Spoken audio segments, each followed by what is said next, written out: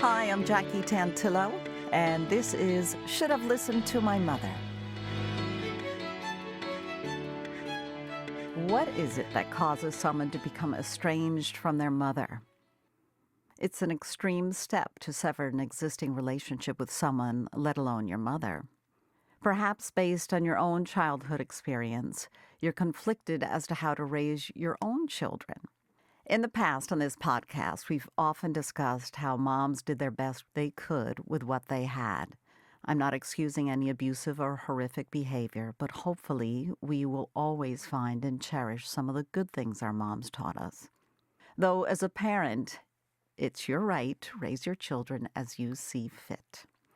My guest has quite a bit of experience in this field, both personally and professionally. She's a mother and licensed therapist with over 30 years' experience working with children and parents. She began as a preschool teacher, parent educator, family case manager, and now as a therapist in private practice with specialized training in infant, toddler mental health and maternal mental health. Hello, Dawn Friedman, and welcome to Should Have Listened to My Mother. Hi, Jackie. Thank you so much for having me.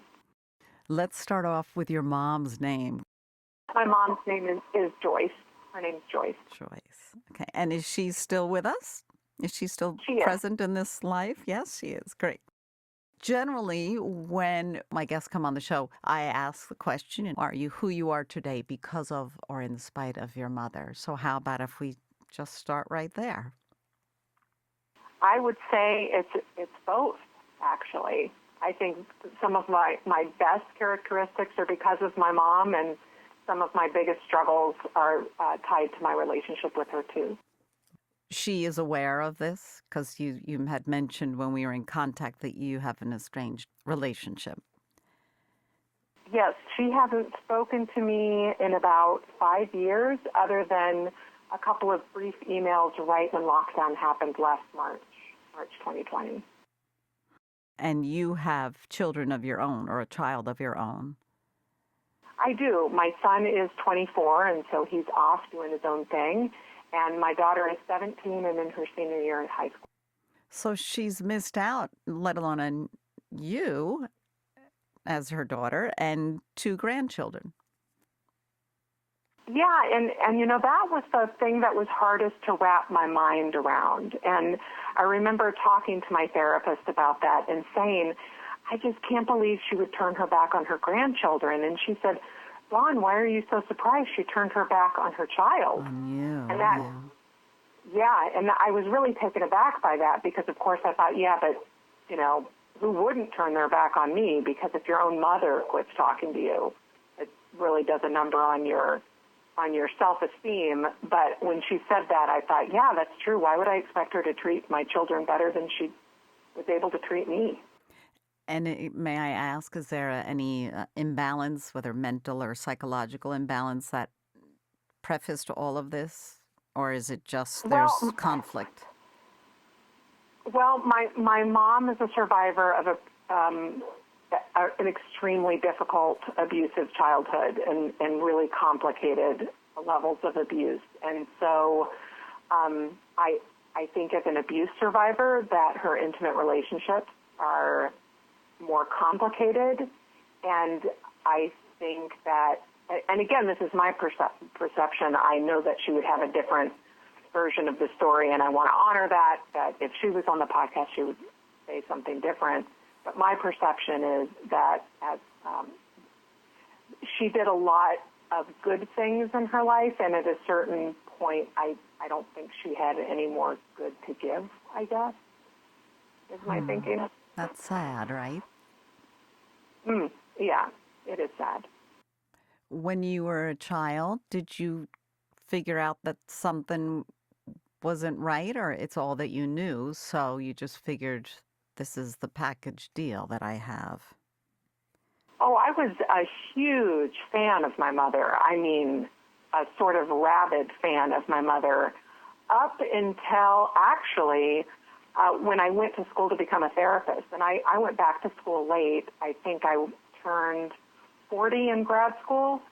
And as in graduate school for counseling, you do a lot of self-reflection, and I got back into therapy at that time. And then I had a supervisor that, as a student for my internship, that I was just terrified of. And I realized she reminded me of my mother. And so I knew I had to unpack some of that. And it was really, that was when I started confronting that I had more complicated feelings about my mom. Ultimately, she's the one who quit speaking to me. I continue to send her cards.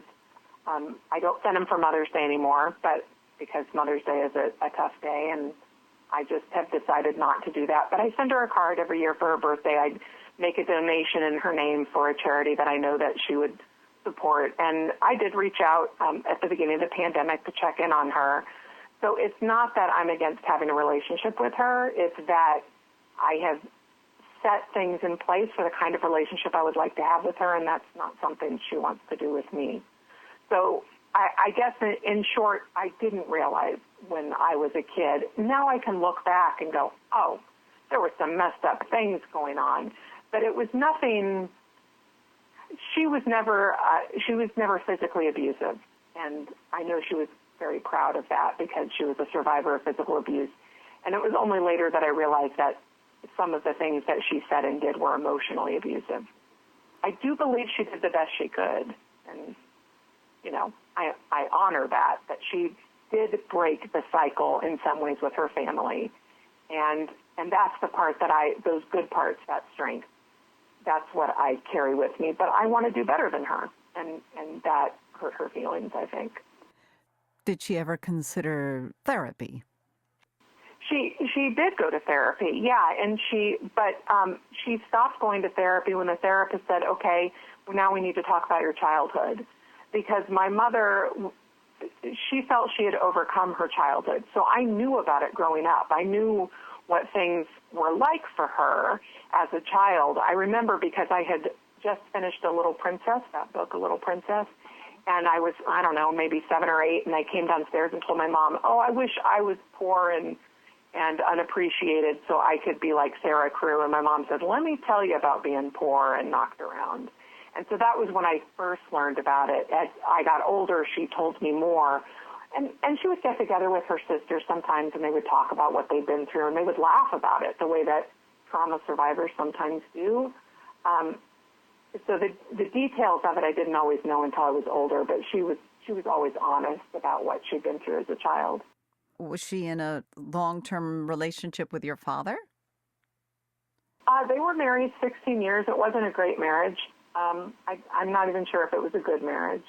And then what got her into therapy is that for a while when I was a teenager, her boyfriend lived with us and he was an alcoholic. So when they broke up, that's actually why she went to therapy. And she did not marry an abuser, did she? No. Her father was very physically abusive. She's the middle of 5 kids, and he knocks the hell out of them and out of their mom. I recently was talking to a cousin who's been doing some genealogy research, and she came across 2 newspaper articles about my mom's family and what they'd been through. And you think, you know, back then, to end up in the newspaper for child abuse, it was that bad. You know, she was removed from care at one point, and her father died when she was 14. He was an alcoholic, and she was on and off estranged from her own mother and her siblings. Oh my gosh, that's terrible. Yeah. I'm so sorry. Yeah, it's pretty terrible. This is a lot to take in. So you said your father was not an abuser, because often one who is a survivor continues the tradition, correct? Yeah, no, but like I said, you know, he was not. He traveled a lot and he wasn't around very much, but he was not and has never been an abusive man. Well, that's good. So she definitely is breaking that chain, because often it takes generations in order to break that chain. Yes, and that really is. I'm very proud of her for that, and I'm appreciative of it, because I know it wasn't easy for her to do that. And the reason that she broke up with her boyfriend is he pushed her across the room. That was it. She threw him out. So, you know, she's a really strong person. Yeah, that takes a lot. Oh my gosh, that I would imagine that has a traumatic effect on you takes you right back to your childhood if someone as an adult then takes advantage of you. Yeah. But like I said, she immediately kicked him out. She got into therapy. That's impressive. She's an impressive in a lot of ways. So, but she never said to you, beware, because this is in our past. Did she ever give you advice as to who you were dating or thinking of marrying? Yes, she did. But she didn't trust men in general, and so I didn't get great messages about what men are capable of. You know, I got a lot of warnings, but not a lot of, she didn't know any good men, and so that's actually one of the things we struggled with. Is my husband is a really good guy. I mean, he's a really wonderful, sweet guy, and she used to tell me all the time she didn't think our marriage would last because she thought I would get tired of him.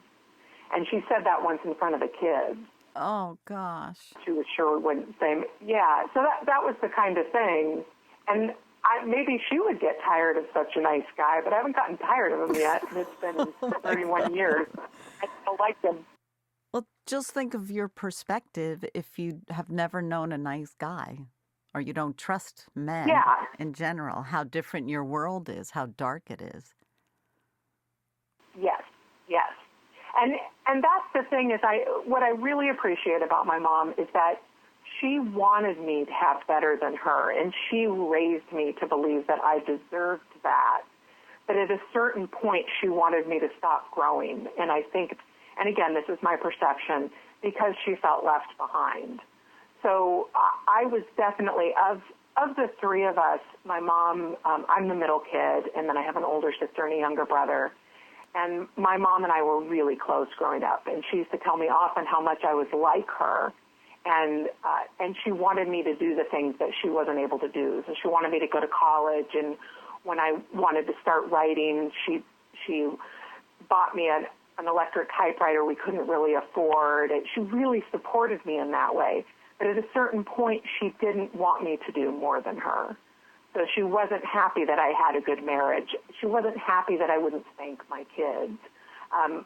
Our daughter, our youngest, is adopted, and we have an open adoption with her birth mother. And my mom and I got in a lot of arguments because she didn't believe in open adoption. She didn't want to share our daughter with her birth family. And again, I see this now as part of her trauma and the sort of circle the wagons that happens when we're abuse survivors, that there's a lot of being secretive and a lot of, don't let outsiders in. And so these were the kinds of things that eventually came to a head in our relationship.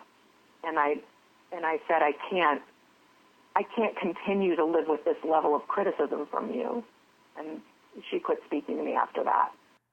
Well, when you think about it, she's probably been hiding from the real world most of her life because of all the anxiety and trauma that she experienced at home. She never wanted anybody to find out. Well, and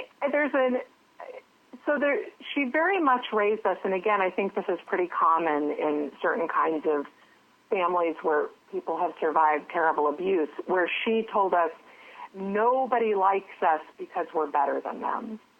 So the thing that she told me when I was a child, which this is the kind of thing that as a child it didn't strike me as wrong, it's only as adult, she would tell me all the time, people don't like you, Dawn, because you're too smart. You're better than them, and that threatens them, and that's why people don't like you. And so I grew up believing that I was both better than other people and also not as good as other people. But again, I think, like you were saying, her anxiety and trauma, she wanted to protect me, but I think she was also afraid of losing me. So I think she was sort of, cutting me off at the knees to keep me close, but also wanted me to go out and do these things. I think it's interesting, though, a number of us become therapists because of these difficult relationships with our moms. And so many of my colleagues, when we sit down and talk about it, we've got the same mom, or at least a mom who lives in the same kind of circle. And I think that's what sends a lot of us to become therapists, is we want to try to figure out our family. And I know that my mom and sister, because my sister no longer speaks to me either, were both pretty upset when I became a therapist. And I think it was a betrayal in some ways. Because the secrets would come out? Yeah, and because, I mean, the other thing that I heard a lot is, well, now you think you're better than us. And, you know, so my mom was very angry that I wouldn't spank my kids. It hurt her feelings. She said, I feel like you're criticizing my parenting. And I said, I just don't want to spank my kids. I mean, I do think it's better not to spank your kids. But I think in healthy families, we're able to say, oh, you're going to parent differently than I am. And maybe I've got feelings about that, but I'm not going to make you responsible for my feelings about your choices. And she just really struggled to do that. Wow, this is like, I want to teach you and enable you to do everything, to do a different path than I had, and yet I don't want you to leave me because she's kind of got that hook in you because it makes her feel better if you're nearby. Wow, these layers are crazy. Yeah, yeah. That's a mouthful of stuff. Your siblings, one sibling you don't talk to either, your sister, because you became a therapist, and your other sibling? Yeah, my younger brother, he does not, so my sister and mom live here in town. My brother does not live here in town, and he just stays out of all of it. He talks to everybody in the family, and he just stays out of it. Well, he probably had a different relationship with your mom than you and your older sister did, too, right? Birth order. Oh, yeah, definitely. And he was Birth a boy. order and being the only son. Yeah. Yeah. So you are a licensed therapist in the state of Ohio. Yes. Just so and is that where you grew up? We moved here when I was about 8, so pretty much. Before that, where were you living? So I was born in California, then we moved to Boston, then to Richmond, then back to California and Sacramento, then to Chicago, and then here. Wow. My dad was in sales, and every time he'd get a promotion, we'd move. How did your mom do with all that moving around? She did not care for it. Yeah, she did not. She didn't like it, and so we were going to move again when we lived in Ohio, and she told him, "I'm not moving again. You can leave me, but I'm not taking the kids out of school and starting them over again." And so he turned down that move, but they got divorced a few years later. I'm not sure about the timeline of that, but so they got divorced when I was 11 or 12. Did that add to your mom's instability? You know, at the time, I thought, I still see it as it was a pretty heroic decision that she did that, because my dad would never have left her. And she, from the outside, was a comfortable housewife. My dad made good money. We lived in a very nice neighborhood. And so her decision to leave him, she framed as a very brave one, but I also think it was a very brave one. So instead of alimony, she asked him to pay for her certification. She went to a tech school to get a degree in some kind of software programming and went out to work for the first time since she had been a young woman, and held on to the house because she didn't want to uproot us kids. And she was kind of a pariah in the neighborhood, in part because she was a very attractive single mom, and I think that was threatening. And also she was a pretty difficult person, and I mean, I'd love to have the neighbor's perspective about it. But, so she was happy for the first time. She was very depressed when I was a kid, and you and I talked about, I had a hard time finding pictures of her because she was the person taking the pictures, but also she was depressed through most of my childhood. I can remember right before the divorce, I would come home from school and she would wake up and get us out the door to school and then go back to bed. And then when we would come home from school, we would wake her up, and she would wake up long enough to tell us what time we had to be home for dinner. She would go back to sleep until it was dinner time. She was just incredibly depressed. And after she left my dad and got a job, she was happy. So that was kind of great to see, really. Wow. So she didn't she never had higher education when she was younger, and she went back to school. No. That was the agreement for the divorce. She went back to school then. Yeah, my dad, she said, and I won't take alimony if you'll pay for me to go to, I can't remember the name of the school now, but it was a computer college, so she got a certification program. She must be really smart. She is very smart. Oh my gosh. Yeah, Smart super smart. in many ways, because that was a brilliant proposal on her part to do that, to start her life over again. Mm-hmm. And then you said she was happy. Oh, boy. Yeah, so you can see why I am both a fan of my mother and I also can't have a relationship with her. That both of those things can be true. If your phone rang and you said hello and it was your mom on the other end, what would you say to her? Well, that would never happen. Okay, theoretically. So I can't even imagine it. Well, so at the beginning of COVID, I sent her a card that said, I'm thinking of you and I hope you're staying safe. And like I said, I send her something every year. And it's only recently that I quit sending her things for Mother's Day. It might be longer than 5 years now. I'd have to sit down and think about it. And she emailed me back, and I was just shocked. And it was a pretty brief note, and so I wrote her back and told her how the kids were doing, how great the kids were doing. And she hasn't ever written again. I'm not sure why. My guess is she doesn't want to hear how well things are going because that makes her angry. Is it misery loves company kind of thing? Yeah, maybe. Or I don't know, because it's about her grandkids and how well they were doing. But I haven't heard from her again since. My brother says I'm unlikely to ever hear from her because she's too proud to call me, and she is a very, very, very proud woman. And I think that doing things like this, not that I don't think she follows me on social media or anything. She might, though. And I'm pretty open about the state of our relationship, and I recognize that doing that is kind of a nail in the coffin because it's speaking secrets and it's saying what I think is happening, and How old is your mom now? She's in her mid-70s. So she's very young. Is she active? Is she Yeah. healthy? I am You not have no sure. idea. I don't know. Sorry, that's a silly question. No. Well, when she retired a little bit before we quit speaking, and I think she was walking regularly then. I mean, I tell you what, the women in my mom's family are long-lived. So her own mother lived into her 90s. So I'm expecting Joyce will be kicking around for another couple decades. Well, I hope that she can someday find that light, That I hope so too. she has plenty to be proud of. You said she's prideful, correct? She has done amazing things, right? So I think so. I hope that she can, I guess, is it love herself more? Is that what she's missing? I think so, but that would make her very angry if you said that. Oh my gosh.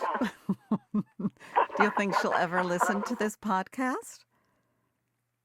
I can't. I don't know, because again, I don't know how much she follows me on social media or anything. We're not Facebook friends or anything. Right. It's easy to find my Instagram and things, but she's also, when she cuts a person off, she cuts a person off. Right. So. But it's only hurting herself, unfortunately. So I'm going to say, Joyce, if you ever hear this, if you're listening, it would be wonderful for Dawn and her family, your grandchildren, and Dawn's wonderful husband to have you in their lives. How's that? We'll just send that out to the universe and see what happens. I love that. Thank you. You've had this experience as a child. You've gone into this industry of helping others. Do you have one particular thing that you're most proud of? Oh, gosh. I'm awfully proud of my kids, but I don't take much credit for that. I take a little bit of credit. Well, why not? Like, I knew enough to get out of their way. Why don't you take credit for that? Well, I take credit, like I said, for getting out of their way, because I think the best thing we can do as parents is to really let our kids be who they're going to be. I feel really lucky that my first child, my son, was incredibly independent and wouldn't have let me control him if I had tried, like very quickly, like let me be my own person. And I am proud that I've been able to do that. They're really great kids. Well, I think you had a little bit to do with it. Just a little bit. And you also mentioned to me before we started to record this interview your childanxietysupport.com site that you have. Yes, and that's a membership program for parents who are parenting anxious kids. And because I always say my favorite client to work with is a struggling mother, because I've been there and I get that. I really have a heart for struggling moms, and I have a particular interest in parents like me who maybe go overboard in their parenting because they're trying to correct generational patterns, who are maybe trying to heal generational trauma through their own parenting. And so that maybe we are a little too hard on ourselves, a little too intense. And ironically, sometimes that leads to an environment where anxiety continues to grow. Because if you got an anxious kid and you parent a little too intensely, I'm not about parent blame, it's not a parent's fault.